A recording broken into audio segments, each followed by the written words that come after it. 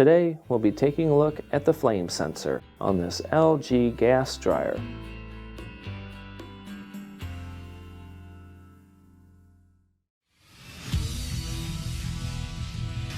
Be sure to visit ApplianceVideo.com, where you will find thousands of repair videos on the latest technology.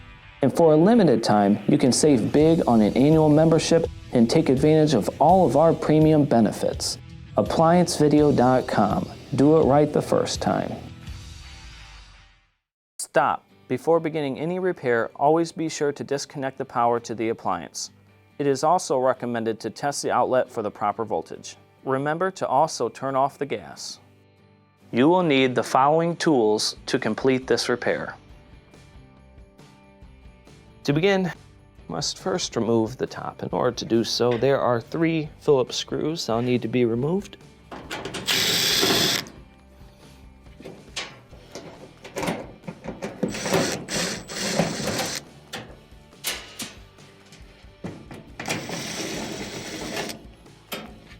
Let's take these out. Then we'll have to pop this cover off. What you do is flex in, just start to lift up. Set it aside. Go ahead and take these screws off. Then, to remove your top, put pressure on the top, slide it back and forth, and lift up. And finally, set the top to the side. Now that that's set aside, the next thing we'll want to do is remove the control panel here. To do so, first we will unhook the wiring harness. It is just a pinch locking tab. Remove that. We will use a Phillips screwdriver to remove. There are 2 screws, one on each edge of the control console here.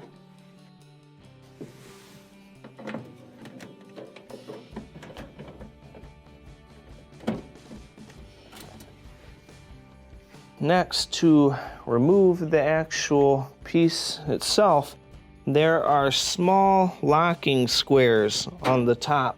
And what you'll want to do is find where each one of these are and flex up on the plastic right there and pull forward. And once you get all of them, you can see it will start to disattach. Gently pull out, pull your wiring out, and set the control panel to the side. The next thing we'll need to do is remove this front panel. To do so, first we're going to open it up and take out these 2 screws here. They're both Phillips.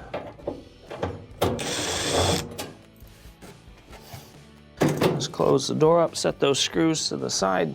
Next, we are going to remove these 3.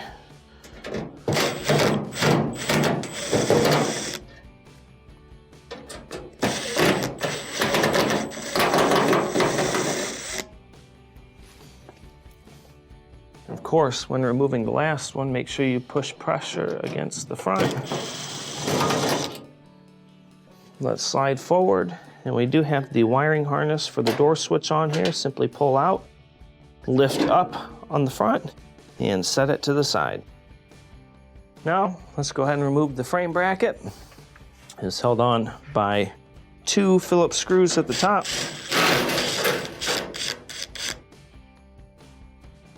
When we remove the second one, make sure you hold on to the bracket. Next, slide up, pull out, and set it to the side. Next, we can remove the front bulkhead with a couple of easy steps. First, we'll disconnect your LED bulb harness. Next, we'll have to remove this strain reliever. Move it to the side where you can pinch it with pliers and pull up.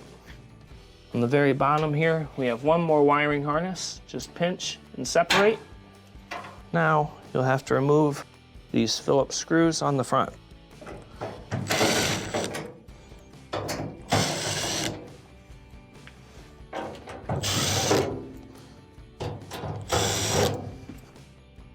Now, to remove the actual bulkhead, we will have to lift up and slide out. Do the same on the other side. Lift up, slide out, and we will set it to the side. Now that we have the bulkhead removed, we can start to remove the drum. In order to remove the drum, what we'll have to do is release the tension on the belt first. So I want you to reach inside, you'll find your idler pulley. You'll find the bar to the idler here, and of course your belt is wrapping around your motor. Press up on the idler pulley to release tension.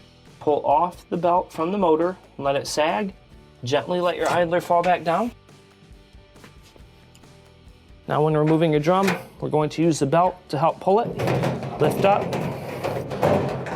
slide out, and set it to the side. Now that we have the drum removed, we have clear access to our flame sensor here. Now, the main reason why you'd be replacing your flame sensor is if the unit is not heating. In order to explain how to test the flame sensor, I'm going to kind of explain how it works. So when this unit fires up, the igniter will glow. Once the igniter glows so bright, the flame sensor will read that. It detects the heat as well as the amp draw, and it will allow gas to shoot through the tube and to ignite and cause your unit to dry. Now, if your flame sensor is not working, what will happen is the flame sensor will not read that the igniter is glowing. This will glow, it'll get so bright, and then it'll just stay bright, and it'll never push gas to the tube. Because you have to take the whole drum out in order to see this, what I use to test it is called a kilowatt meter. Now, I will plug it into the wall, and I will plug the dryer into here. And what I will do is I'll press on the amp setting, and I watch the amp draw. Your regular dryer amp draw is somewhere around 4 amps. When the igniter glows, it will pull another 3 amps. If you're reading 4 amps, then you see it go up that extra 3 amps. Usually when the flame sensor works and it pushes the gas through, you will see those 3 amps drop. If you see it go up to 3 amps and not drop and stay that way, that means that your flame sensor is not reacting properly. Now, in order to replace it, first we're going to remove the wires. Next, you have 1 Phillips screw on the top that'll need to be removed.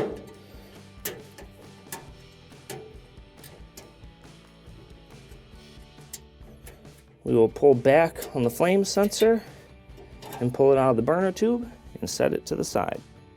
When installing your new flame sensor, you will have a piece on the bottom that will correspond to a slotted piece on the burner tube. So let's slide it on there. We'll get it lined up at the top. We'll get our screw ready. Put that bad boy back in.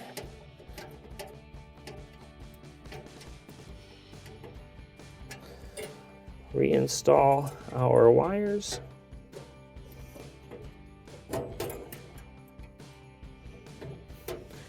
Now we can reinstall the drum. When reinstalling your drum, again, we're going to keep the belt on to help bring it in, bring it all the way to the back. I want you to put pressure against the drum and give it a spin to put it on the rollers. Lift up on the drum and the belt and just give it some spins to get it to where you're about 3/4 the way there to the back. All right, now let's reach inside. You'll find the belt, your idler, and your motor. What we will do is there's a ribbed side to the belt as well as a flat side. Press your flat side against the idler. We will pull up on the idler and keep pulling the belt back. Go around your motor with the ribbed side. Gently let down on your idler. Now we can reinstall the bulkhead. When reinstalling our bulkhead, you have these teeth that will slide into these slots on the frame. And what we'll do is we will lean the front on the lip of the bulkhead, lift it up, and put it into one side. We'll do the same on the other. Once we have it set in, let's go ahead and give it a turn. This will draw the rest in. Now we can push these in. So lift up, push in, lift up, push in. Let's go ahead and reinstall our screws.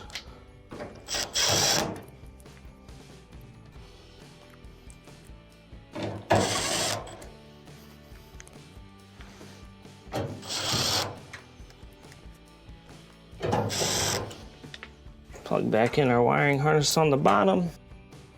Let's move up to the top, reinstall our LED wiring harness, as well as our strain reliever. Now we can reinstall the frame bracket. When reinstalling your frame bracket, you have 2 teeth, one on each side, that will slide into this area on the actual frame itself. So let's start on one side. Make sure they're not bent. Put it in, slide it down. Let's go to the other side, put it in, slide it down. We will reinstall our 2 screws.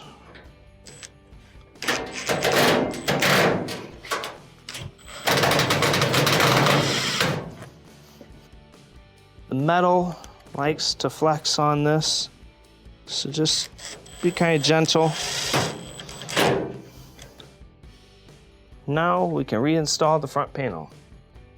When reinstalling your front panel, first on the very bottom of the frame, you have 2 hooks. They will apply to the slide areas on the front panel. So slide it in. Make sure the teeth go in the slot. Let's reinstall the door switch harness. We have our drill ready. And let's install the first screw.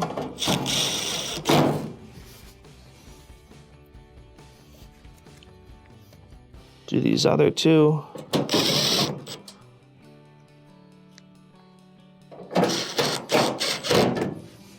Followed by the 2 inside.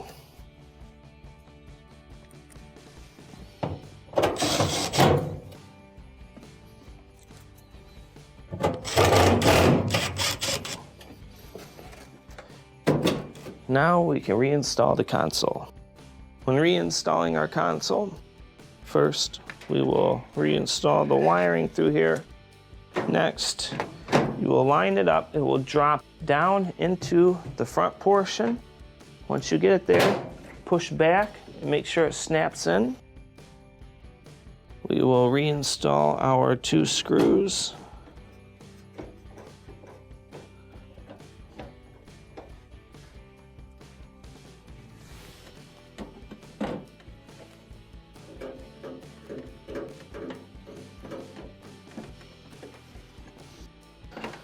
Bring in our harness and reinstall it to the control.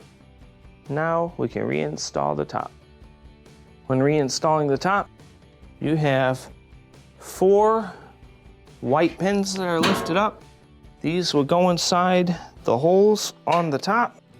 So we will drop it about midway, set it down flat and push it forward. All of our screw holes should line up. Let's bring back in our screws and our cover. What we'll do first is just reinstall the 2 on the ends.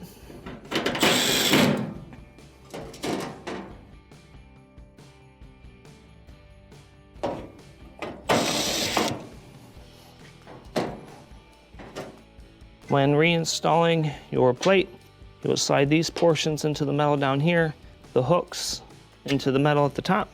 So slide it in. Now when you are pushing this in, you will have to flex the metal down in order to get this to pass. Slide it in. We'll get the hooks in. Reinstall our screw. And this will complete the repair. Thank you for watching another quality video from ApplianceVideo.com. If you found this video helpful, make sure you click the like and subscribe to our channel.